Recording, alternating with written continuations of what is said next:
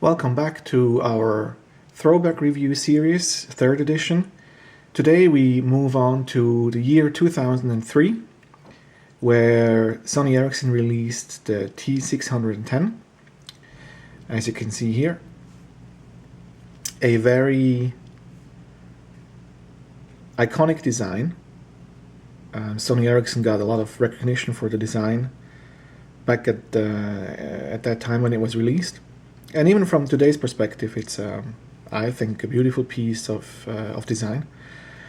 It was also one of the first phones that had a camera integrated, resolution very small compared to today's standards. But if you had a look at our last Throwback review, where we took a look at the T610, which had the snap-on camera, that was a huge leap forward. So basically, you didn't have to carry on a separate piece of hardware anymore to take pictures. It was integrated into the phone now. The T610 was partially made of aluminum, or actually an aluminum coat. Behind the different pieces there is plastic, but it had a nice aluminum finish. It came in 3 different colors. This one is the most popular one, the aluminum silver. The plastic pieces, as you can see, very nicely done with piano kind of finish. And hardware buttons, also very nicely done. Camera button here, volume rocker, and a button that takes you directly to the mobile browser. Well, this doesn't work here because I don't have a network connection or network coverage. As usual, I'm going to give you a quick walkthrough of some of the highlights of that phone. Look at messaging. We have the usual text message, picture messaging, which is MMS, an email client. The camera interface itself, not very spectacular, not too many options compared to today's smartphones or mobile phones. There was a night mode, a picture size, 288 by 352 or 120 by 160. There's a couple of effects, black and white, negative, etc. And that was about it. Pictures and sounds, a very, let's say, rudimentary kind of picture gallery. And what was really kind of a new thing is that if you looked at your pictures, you had the possibility to send them. And you can send them as picture message via email, via Bluetooth, or via infrared.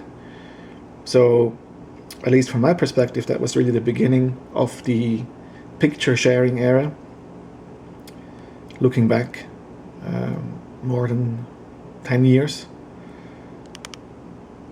So you could see where this started. Sounds, the phone came with polyphonic MIDI sounds, so still sound annoying compared to today's standards, but that was also something pretty new back then. Bluetooth infrared connectivity, already covered that.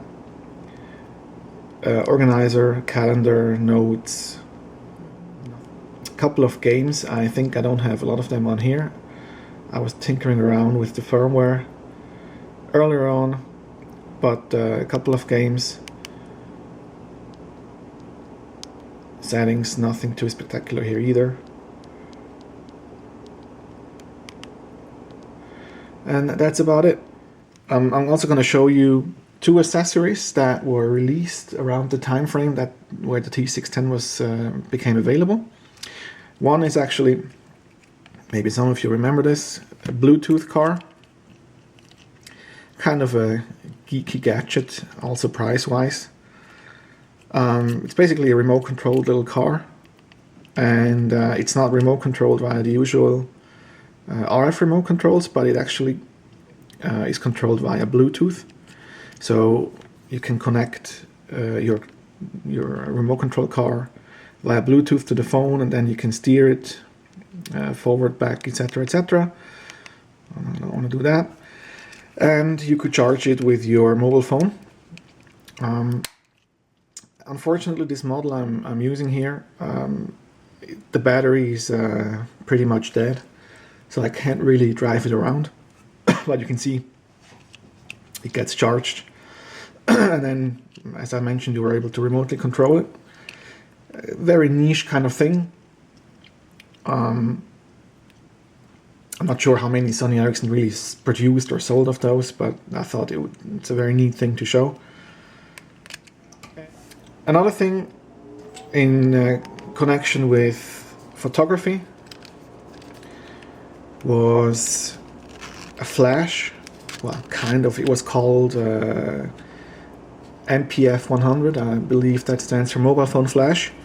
It's not really a flash. What it is, it's an array of LEDs that you could attach to the phone. And basically what it does is, whenever you push the button here, it actually starts the camera on the phone itself, the camera interface. And then if you push the button here, the flash lights up and it takes a picture at the same time. And this was supposed to help making pictures in not so good lighting conditions. My experience was that it doesn't really make a difference. It really only works for very close objects, but it was a nice thing to have if you wanted to take pictures in dark environments.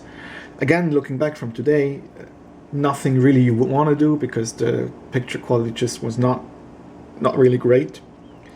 But it was a neat little accessory to have. So that was it with our look back at the T610, the mobile phone, mobile flash, and also the Bluetooth card. Next time, in the 4th episode, we're gonna have a look at the C1010, first phone of the C series, which introduced the UMTS functionality or connectivity to Sony Ericsson range. And we're also gonna have a look at an engineering sample and prototype, which was not released, but which has has a lot of similarities with the C1010. So see you next time. Thanks a lot. Bye bye.